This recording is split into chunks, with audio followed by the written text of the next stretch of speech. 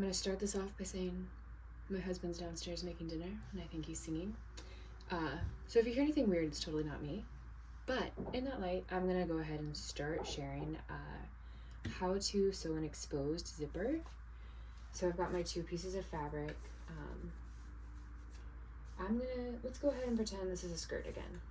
So exposed zipper is just like it sounds. So we want to be able to see these zipper teeth when this is put together.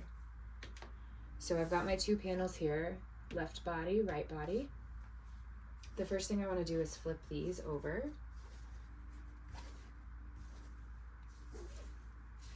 And just to give the zipper a good place to lay, I'm going to stabilize it with interfacing. So I've already cut this. Let's see. Really only needs to be, I'm going to go just as long as the actual tape itself, because it really only needs to support the opening. And I'll probably hit my opening either above or below my stopper.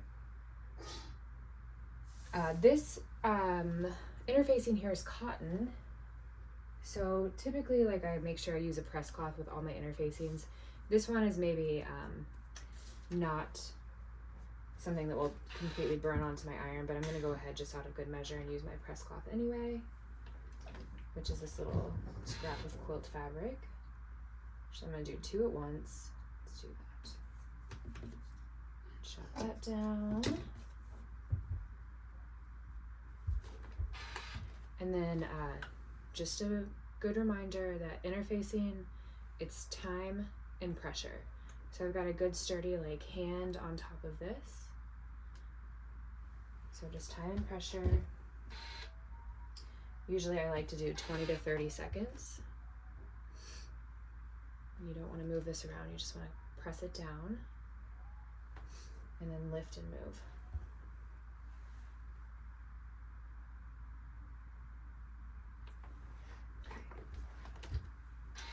So now that that's applied, we want to mark our zipper placement. This is a little bit tricky. One way to note this is, let's pretend we have a commercial pattern again. So maybe it's our McCall's or Butterick, and our seam allowance we know is going to be 5/8. So if it helps you to mark your 5/8 inch allowance at the lower half, you can go ahead and do that right now.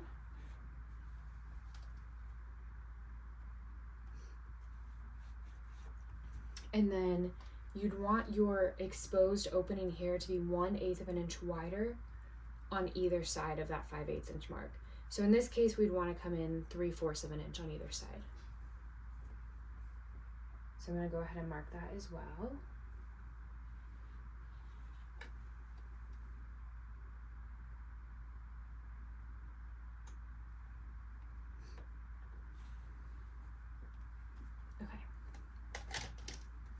And then for the tricky part, you do want to make sure that your bottoms line up.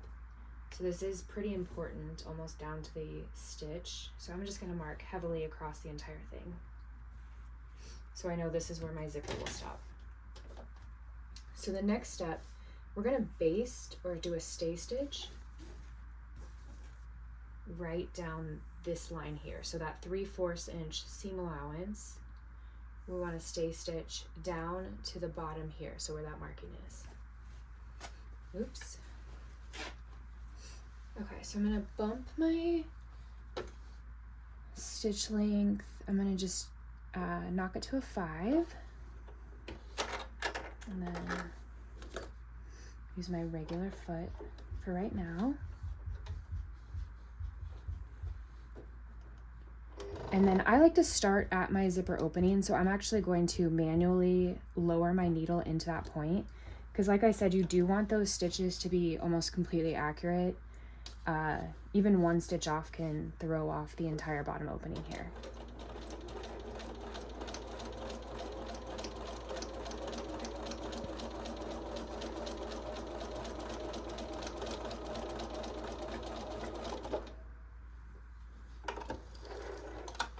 So there's one side. Now I'm going to do the exact same for the other. Yeah, we'll go ahead and start this down at the bottom too. So my throat plate has a 3/4 inch marking on either side. So you can either follow your throat plate or follow a marking that you make with chalk.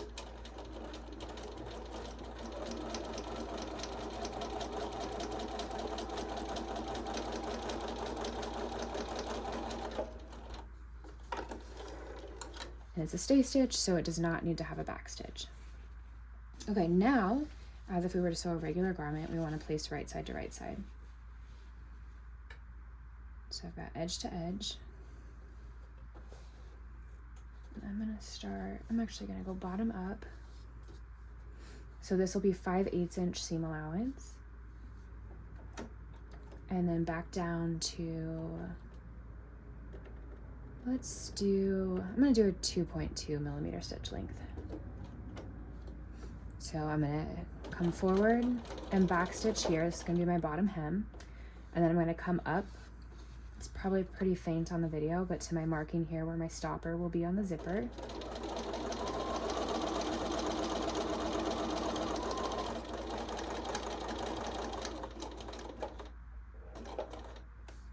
I'm gonna back stitch,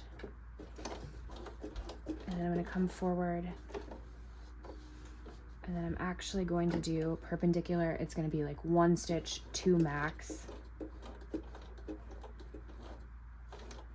Let's see where we line up. Yep, too far. So yeah, I've got 2 stitches and I'm perfect. And I am gonna go ahead and back stitch that. Again, it needs to just be that hair, so like 1 to 2 stitches max. And that kind of creates this stair step from the basting stitch down and then back to your regular seam allowance here. So the trickiest part here is we want to cut, I don't know, I like to call them pizza wedges. So we want to cut a pizza wedge down to the edge of that basting stitch.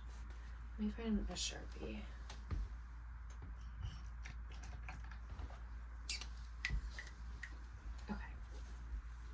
So we want to cut this here, like this. And then this is where my zipper stop is. So it comes down like that. We're not cutting here. We're literally just going to cut this little wedge. And this is the other tricky part. You want to cut so close to that stitch, like right up to it. A millimeter of difference like can make the world of change in what your zipper will appear like. But you cannot cut through your stitching. But now we can go ahead and open this up. Super exciting, because now the rest of this will take place fairly quickly. So like any good seamstress, we're gonna press. I'm gonna press open this center back seam here.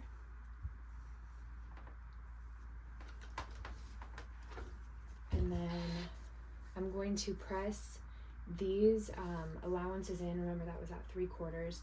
Super nice because you have that stitch line to follow.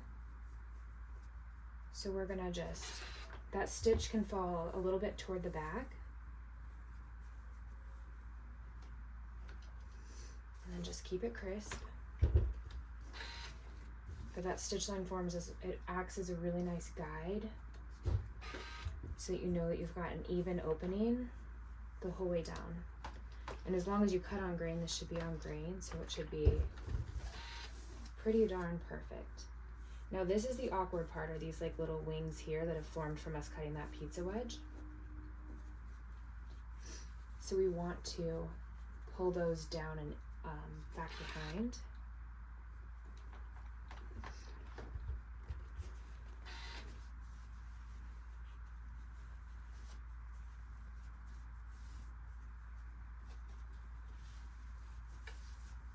Try to paint a little visual before I get this set. But I'll just slide back behind here and then we'll set it in place. And you can change. So like I said, we were working with that 5/8 inch seam allowance with our commercial pattern. I bumped this out. I probably did a 1/16 of an inch if I had to be honest. But I would say 1/8 of an inch is great as well. Just any further in you go, just make sure you have your interfacing cut wide enough. Just gonna double check myself. Like I said, just definitely snip as far over as you feel you need to touch that stitch line. So I do want to show, it is most typical to do a top stitch to set in your exposed zipper. So all that would mean is we've got this to look at now. You've already placed your zipper behind this opening we have. So you just come down, pivot across the bottom and go back up, and this would be done.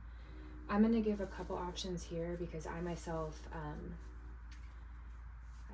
I don't love top stitching always. So I'm going to give two options. One side I'll do a top stitching, the other side I won't. Or maybe I'll just demo it at the end with the top stitching. So for a more invisible look, the first thing we want to do is kind of like take these guys and make them permanently attached to the tape itself. So our first stitch will actually just be us sewing only through these two like wings and the tape, so nothing more. So you really want to make sure you pull all this extra fabric out of the way. You do not want a single stitch to land into the face of your fabric. So let's get that positioned.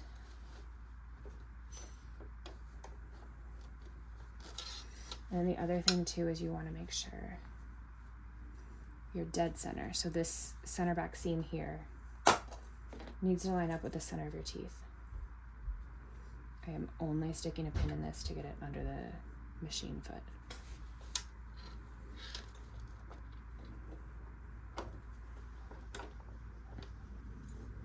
Okay, so I'm just going to move forward, and then I'll just back stitch the whole length of this. Oopsie. Okay. And then we'll peel back the face. And then you can already see we've got the exposed stop, which I like to do if I have an exposed zipper. I like it. But now we're gonna frame the rest of this. So you can see here it's got a nice 90-degree turn. I always do suggest hand basting this in place. So like it's nice to go ahead and give this a little look-see while it's here. And then I'm gonna peel this back because I do want mine to be invisible. So I've got everything pretty firmly pressed into my table. So I'm gonna throw just a couple pins in here to hold it in place while I hand baste it.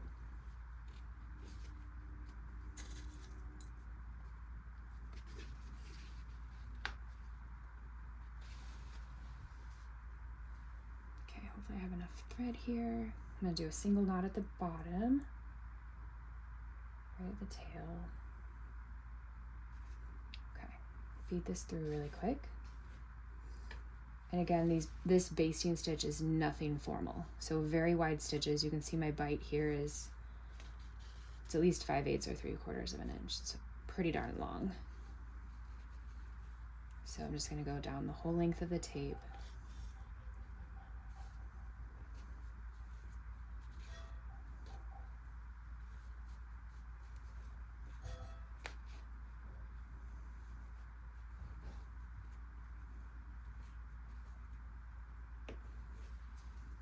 Pull those pins so that they're not in the way, and then place another single knot here at the bottom just to hold that in place while we sew it. Super nice thing here is we have that stitch line that we used for a stay stitch, so we can follow that line down to actually attach the tape to this side of the swatch. I'm going to switch over to my zipper foot now. I'm going to position, in this case, my needle left, and I'm on my 2.2 millimeter stitch length, so permanent stitch. So I'm at the top right now. This zipper foot's pretty nice because it does not really allow this to get in my way. But if you need to like move your zipper up, down, or toggle the actual pull itself to adjust it, I would do it now. So I'm going to come down, back stitch. I'm caught up in a tail of my thread.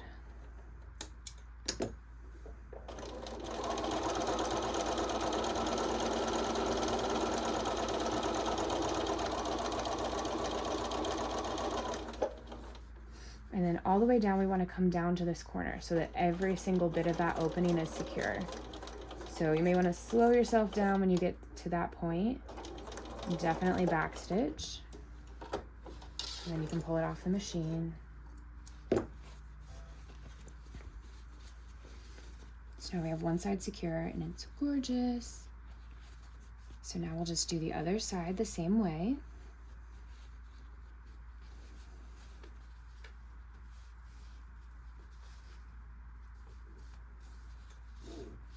So I've positioned it where I know I want it to be.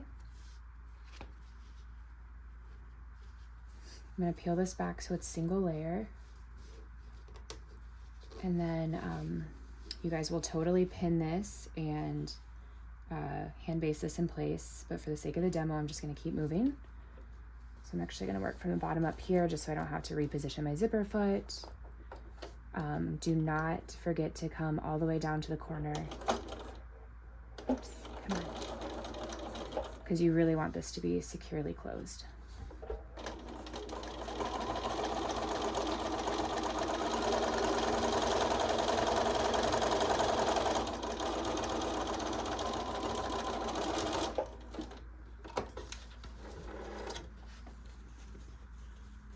And there you have it, the exposed zipper. You can totally give it another press, and I always would.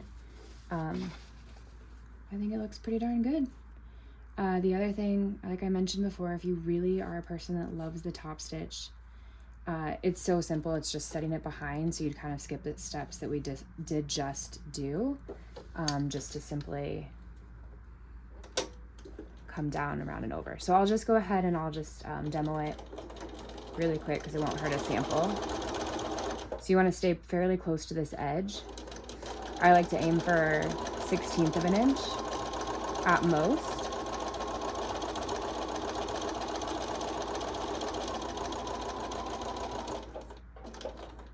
Okay, and then we'll come down to this point, pivot, come over, take it slow, and then we'll just come right back up.